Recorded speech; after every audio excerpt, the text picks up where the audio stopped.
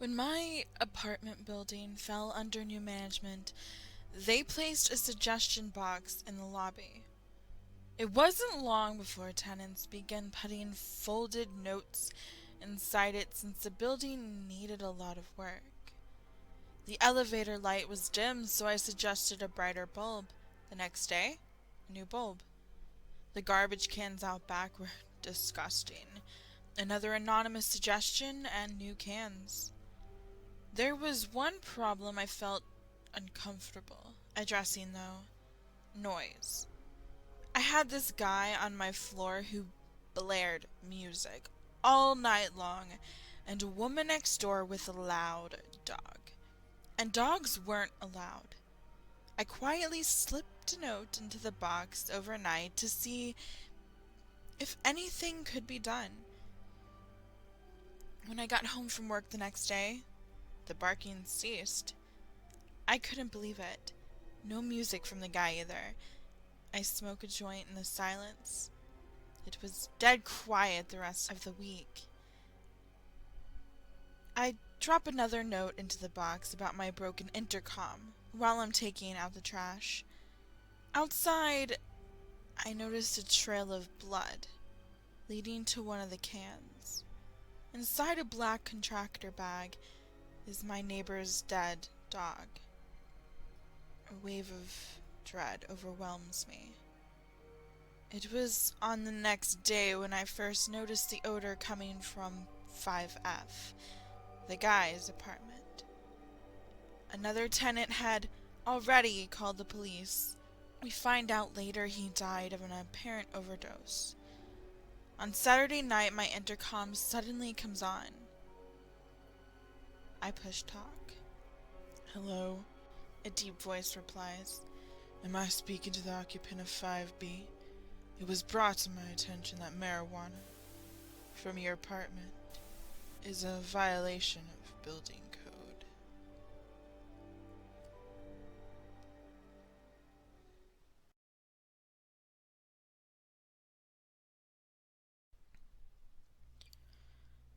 A friend of mine showed me how to use Google Maps. I'm sure you've seen it. It lets you use satellite images to look at locations all over the world. A few years ago, I was in a car accident. Since then, I really don't leave the house that often. It's difficult, and the idea of seeing a car drive by me makes me feel lightheaded. I was fascinated by the fact that I could see all over the world, almost like being there. I could virtually walk down the streets, and it almost felt like I was really there. I became instantly hooked. It gave me a real eye on the world. I could go to almost any major city, and I did. I'd seen streets in China, Japan, Germany, England. So many places. I'd even gone to tourist attractions like the Great Barrier Reef and Dracula's Castle. My favorite was to go to random places in major cities and see how many people and animals I could find.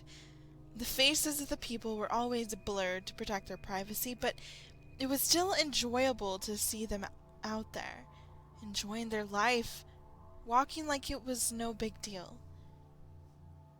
"She must have good taste," I laughed. I zoomed in closer and noticed the gray bag she carried on a gray and purple shoulder strap.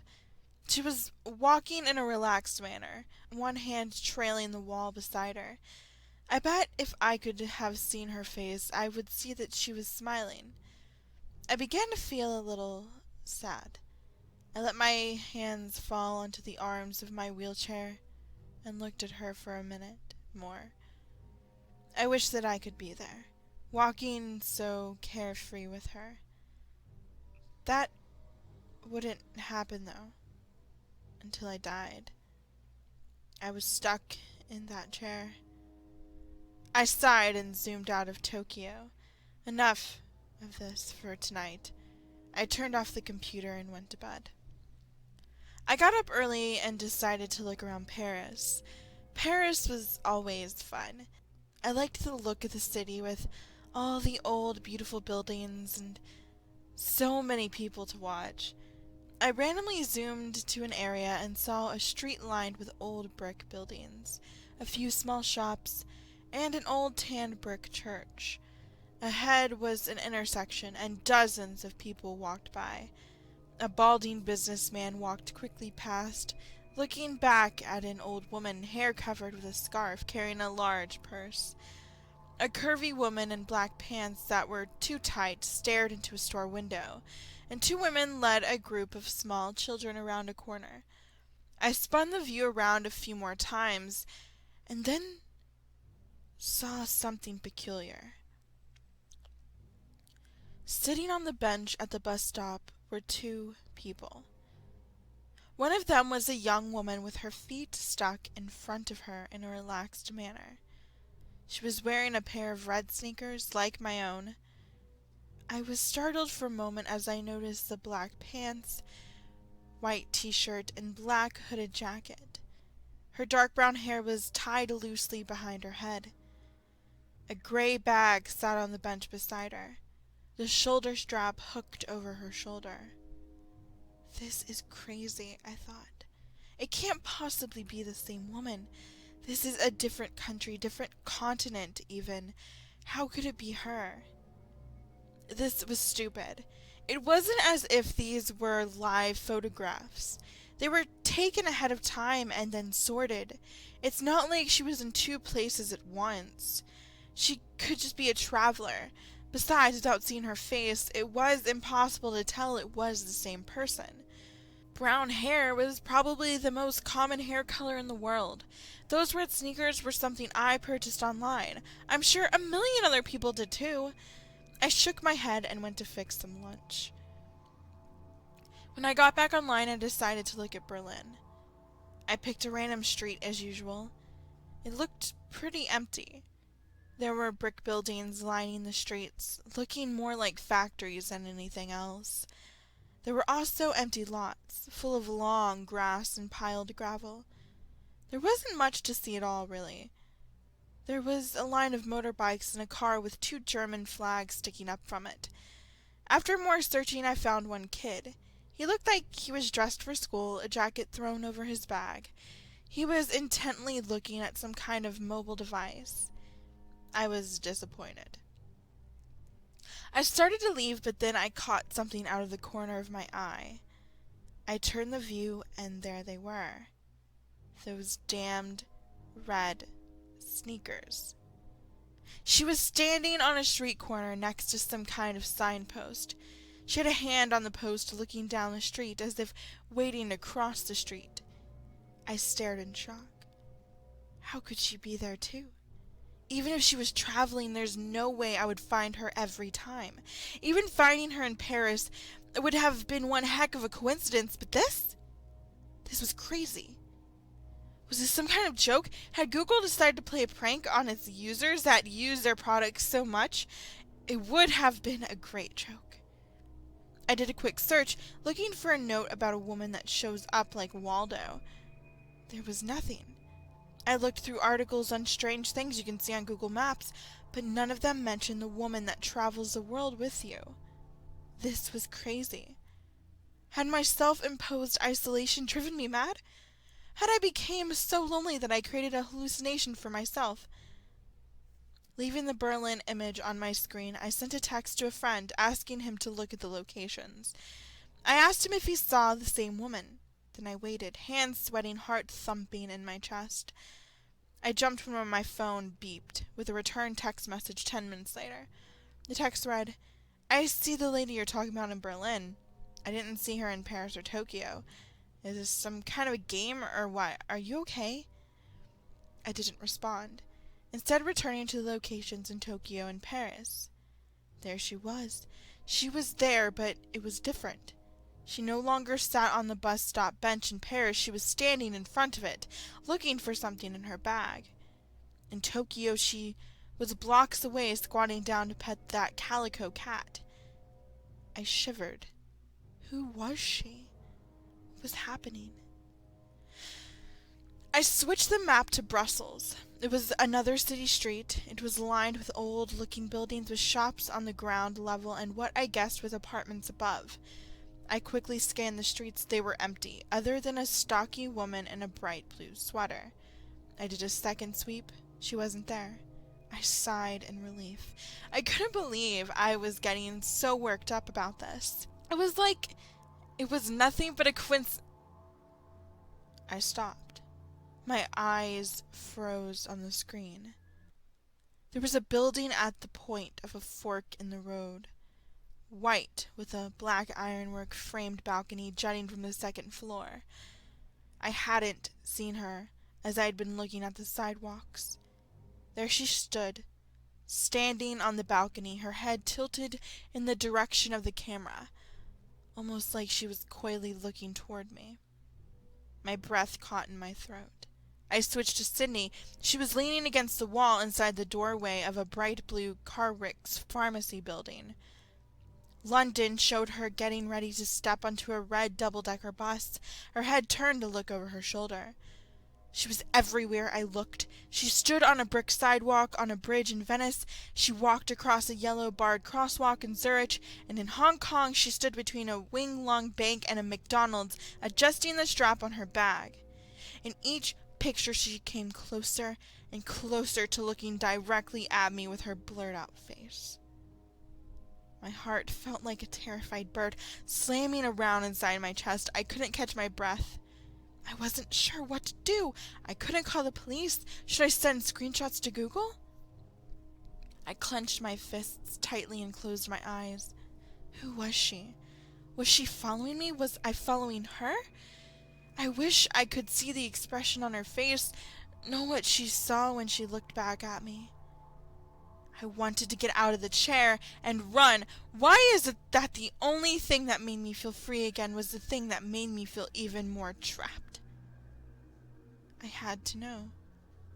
I typed in the name of my town and zoomed into a random street. It was a couple of miles from my house. The gates to the city park were shown in the clarity of daylight, despite it being night here. There she was. There she was. She was only a few miles from my house, standing under the ironwork arch that stated the name of the park. She looked directly at the camera, directly at me. I felt like I might throw up. She was near me, and she was watching me. She was coming for me? What did she want? I typed in the name of the apartment complex where I live. I could see the outside of the building. The parking lot was full of cars, and there were a few blurred-out children on the playground. I searched everywhere for her. She wasn't in the parking lot or on the sidewalks, not hiding between the buildings or standing in the playground.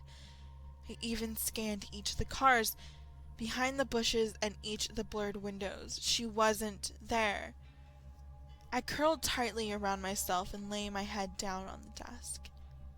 This place was safe. I didn't leave my apartment anyway. I would never use Google Maps again. I would never see her again.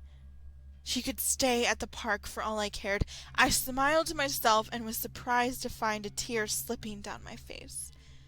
I'm safe, I said to myself in a whisper. It felt good to hear it out loud. I'm safe. As I said it, there was a knock at the door. A chill ran down my spine. I had a camera hooked to my computer that showed who was at the front door, which made it easier for me with my mobility issues. I slowly reached for the control to show myself who was outside, but my hand trembled furiously. As I touched the control, I realized my mistake. The last of Google's images that I'd seen had only shown the outside of the building. Just the outside. I looked at the screen and saw a woman in a white t-shirt, black pants, and a black hooded jacket carrying a gray bag with a purple and gray striped shoulder strap. Of course, there were those red sneakers. She looked directly at the camera, her face still a complete blur. As I tried to stifle a scream, she raised a hand and knocked loudly on my front door.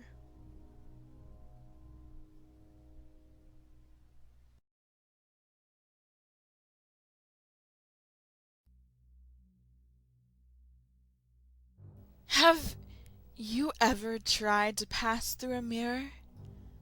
Do you wonder why you can't? Do you think it's because it's against the laws of physics? No, it isn't. Your reflection is just blocking you, preventing you from going to the other side of the mirror. Oh, but don't get angry at it. If you knew what were in that world, you wouldn't even think of going there. A world where crimes are common, where people kill one another to climb the social ladder, where the land is destroyed, burned, dried. Be happy not to live on that side of the mirror. Unless you are the reflection.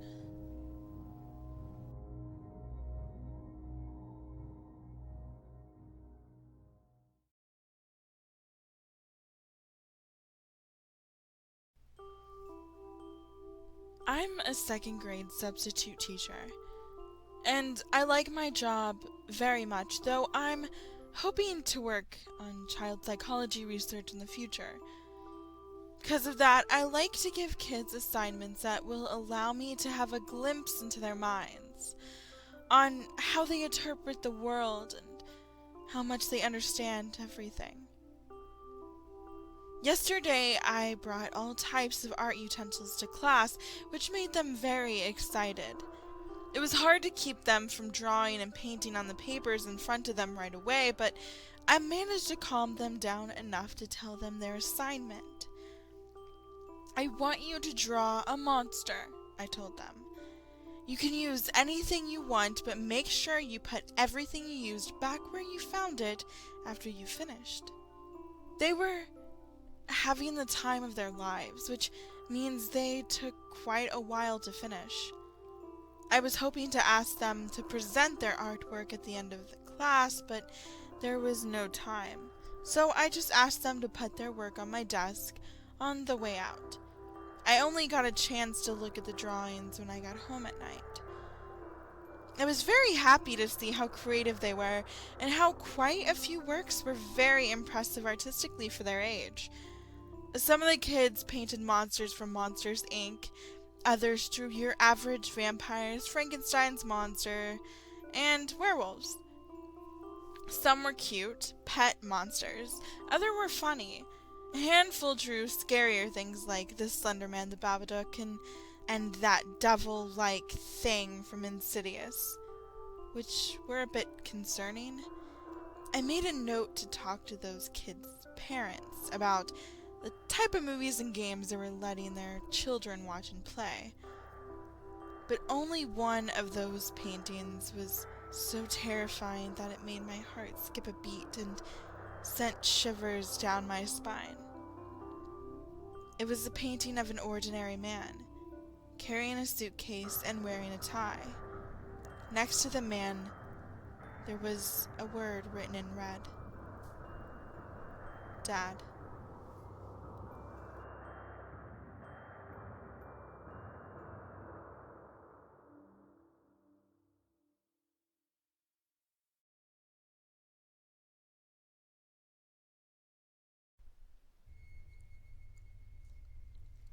How many of you have old TV sets? You know, big, boxy, and annoying in every way. I had one, just one. My nice 50-inch plasma screen crapped out on me. So recently I've been watching my shows on the old television set. It really was a hassle lugging the thing from my garage to my living room, setting it up, getting new rabbit ears, the likes. I've had it in my living room, which doubles as my bedroom because, well, I'm too lazy to walk to my room most nights, and I just crash on the couch. I usually stay up all hours of the night watching the tube. The last couple of nights, I've noticed a very strange phenomenon. The afterglow. At first I thought nothing of it. I just thought it must have been my eyes adjusting to the darkness, so I buried my head in my pillow, relaxing and trying to sleep. I brought my head up and the afterglow remained. There, on the screen, as vivid as if the thing were on. I always had irrational fears. Clowns being alone, stray branches tapping my window. But this disturbed me in a way no fear had. I got up off the couch, causing it to squeak from the release of pressure, and walked across the carpeted floor to unplug the set. I pulled the plug from the wall, and to my dismay, the glow was still there. It is a faint kind of dark, not bright enough to illuminate anything, but enough to sit like a phantom of what you had just seen, only behind the convex glass. If you've seen it, you know. If you haven't, lucky you. I thought nothing more of it and went to sleep. I woke the next morning and opened my eyes to the television, no longer creepy and weird, but just old and kind of pathetic looking. I remembered the previous night and shuddered a bit, but thought it was all in my head. That night I did my usual ritual of staying up late watching the TV, but I again shuddered at the thought of the TV being the only thing making any noise, and all in my house. I was alone, but that fear had dissipated with the years. This time I was bound and determined to make the afterglow not happen. I pulled the plug before shutting off the TV. The afterglow was there, but different. Now there was an egg shape in the middle of the screen. I thought it may have been from pulling the plug, but I thought nothing of it and laid down, defeated by this relic of the 1970s. I laid with my face away from the television, almost too afraid to look at the screen. I fell asleep, but had a terrible sleep. Nightmares plagued my slumber. Their origin was unknown. I don't even remember what they were to a point, but I do remember the background was the afterglow. Why was it so frightening? What made it so creepy? The next few nights, I just unplugged my TV from the wall after watching the shows, turned my head and laid down facing away from the set and not looking back at it any time, fearing what I might see. The glow, the devilish, horrid glow. It isn't scary. Why am I afraid? I thought over and over. I slept like this for weeks, until one night something bothered me deeply. The sound of breathing. It was labored and harsh. I held my breath to make sure it wasn't my own. I almost cried when I could still hear it. I decided to face my fear and look at the TV. That was a bad choice on my part. I should have just slept and ignored it, but no, I had to look. I turned to the glowing screen, and in horror, I realized that the ovoid shape on my screen was a face. Vague, but there in the glossy convex screen, one of pure terror. It looked as if it had seen something truly horrifying. I closed my eyes, and I could still see it in my persistence of vision. I couldn't escape. I picked up the TV in my hysteric state and tossed it out the window. It crashed through the glass and broke with a loud bang. I don't watch TV anymore at night. And if you have an old boxy TV, don't sleep near it. Ever.